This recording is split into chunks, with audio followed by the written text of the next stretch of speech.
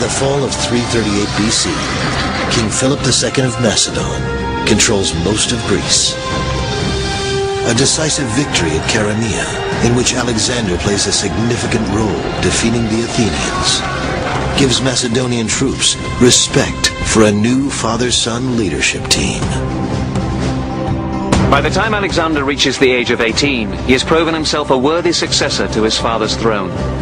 He naturally assumes that this palace at Aegae will one day be his to rule and to call home. But a series of events alters those expectations, events prompted not by war, but by love. Within months of his victory at Chaeronea, Philip decides to take another bride. 20-year-old Cleopatra, from an elite Macedonian family, agrees to become his newest bride. I think it came down to the fact that here he is, a middle-aged man, and he finds himself an appropriate young woman who will make a marriage alliance with a strong Macedonian family, and he went for it. Here we've got a guy who's almost 50 taking up with a woman who is, 30 years his younger. So I'll let you draw the conclusions on that. Regardless of his reasoning, Philip's decision to wed Cleopatra creates a major rift with Alexander and his mother Olympias. Should the Macedonian Cleopatra give birth to a male child, the boy would take Alexander's place as legitimate heir to Philip's throne. For Alexander's mother is from Epirus, not part of Macedonia. Alexander, who had been brought up on the Iliad and the flattery of his tutors that he was a second Achilles, fancied himself in the role. On the other hand, there was Daddy, who clearly had prior claim to the job, and now Daddy had remarried and was busy siring children on Cleopatra as fast as he could go. Growing tension between family members comes to a head on the couple's wedding night in the fall of 338 BC. The Macedonians were renowned for their drinking parties, many of which took place right here in the palace. Following the wedding of Philip and Cleopatra, the traditional Macedonian banquet takes place, at which all the men become seriously drunk. Attalus, the bride's uncle, raises a toast, praying that the gods may bless the union with the legitimate heir to the throne.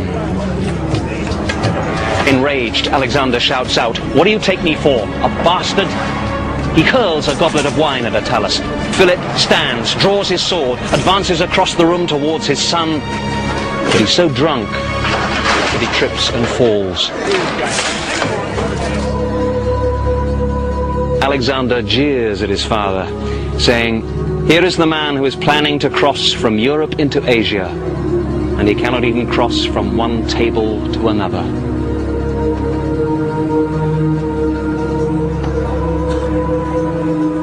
This incident devastates a father-son relationship, which took 18 years to build. It destroys the potential of a military partnership upon which family dynasties are often founded.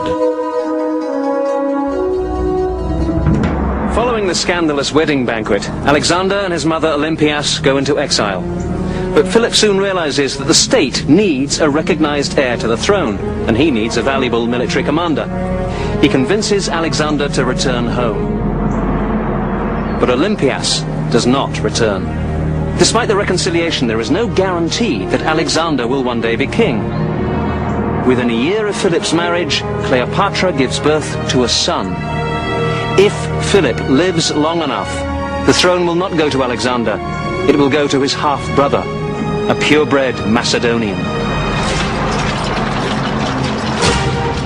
While the intense discord among Philip, Alexander, and Olympias is far from reconciled, Philip now focuses on his ultimate goal. With Greece under control, he considers expanding his kingdom into Asia.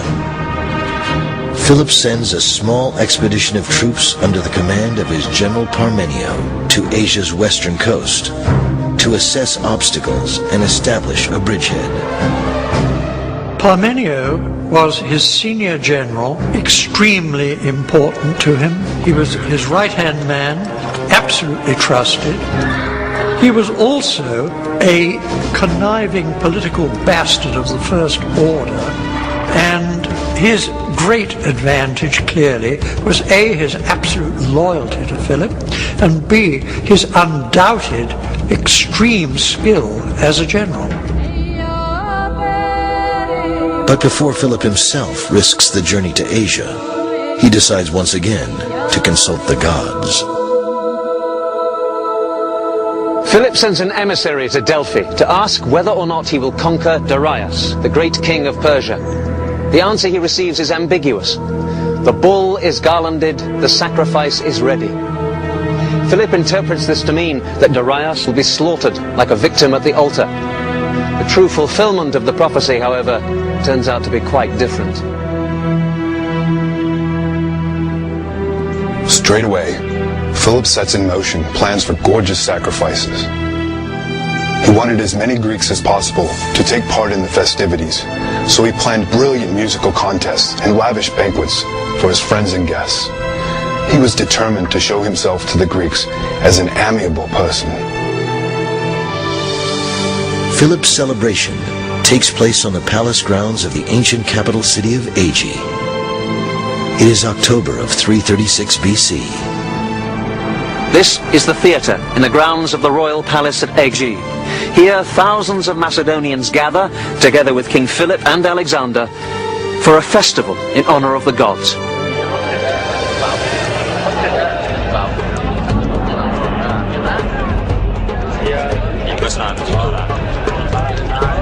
It's a happy occasion for all, except one man, Pausanias, a royal bodyguard. According to the ancient historian Diodorus, Pausanias is beloved by Philip because of his beauty.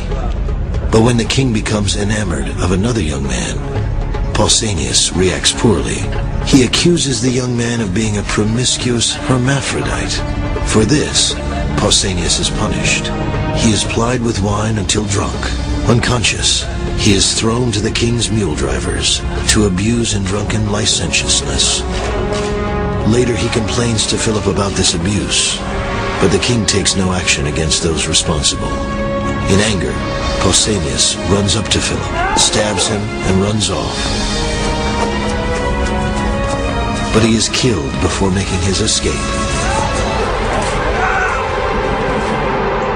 Alexander rushes to his father, but it's too late. Philip dies in 336 BC.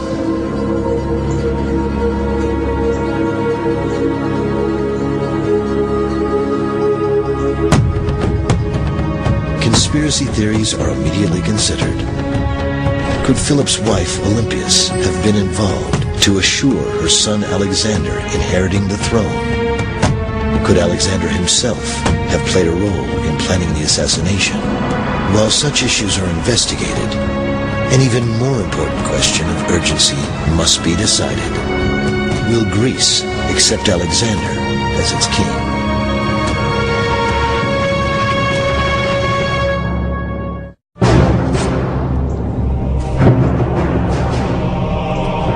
When King Philip of Macedon is killed in 336 BC, there is no doubt that his own bodyguard dealt the fatal blow. But as with modern-day murders attributed to lone assassins, questions arise about others being involved in the assassination plot.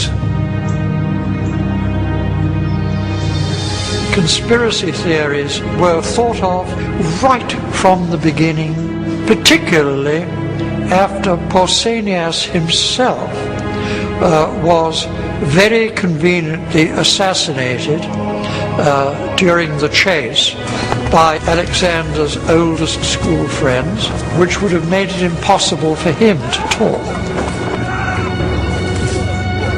The immediate suspicion fell on Olympias, and through Olympias on Alexander, and the truth we're never going to know.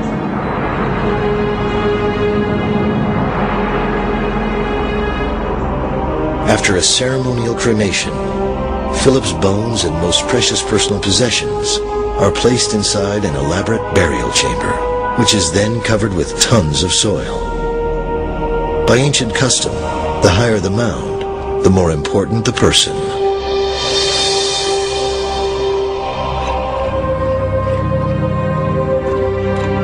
Centuries later, archaeologists would consider this fact when deciding where first to dig.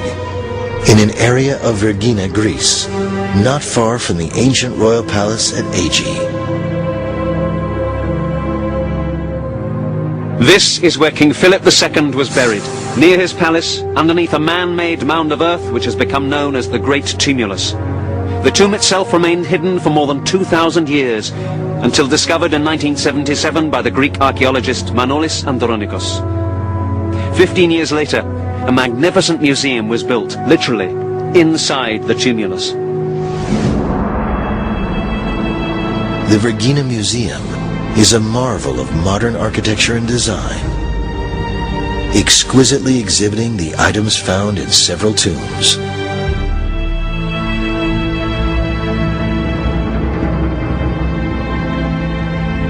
This is the burial chamber of Philip II. When I first heard of this discovery, I could hardly believe it, and nor could many archaeologists. No Macedonian tomb on this scale had ever been discovered, but here it is. The facade is designed like a temple, a marble entrance flanked by two half-columns or pilasters. Above the entrance is a frieze with the painting of a royal hunt. Philip is depicted hunting lion, boar, and other wild animals in a Macedonian forest. Here, a young man on horseback prepares to throw his weapon. This is Alexander himself. To discover the tomb of Alexander the Great's father was remarkable enough. But what the archaeologists were not prepared for, what no one could even have imagined, was the amazing treasure that they found inside. Incredibly, the actual bones of Philip II were found inside this solid gold case. Also inside the burial chamber, his gold-leafed crown and war armor, including breastplates, helmets, and shields. Following his father's burial, Alexander immediately faces the greatest challenge of his young life, proving to the citizens of Macedonia that he deserves to be king.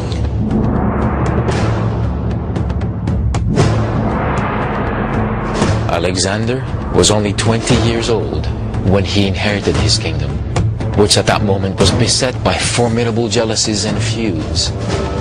Alexander's Macedonian advisors feared that a crisis was at hand and urged the young king to leave the Greek states to their own devices and refrain from using any force against them. Alexander, however, chose the opposite course and decided that the only way to make his kingdom safe was to act with audacity and a lofty spirit. He was certain that if he were to yield even a fraction of his authority, all his enemies would attack him at once. Within 6 months, Alexander leads the Macedonian army to regain control of Greece, earning the respect of his troops with decisive, courageous direction.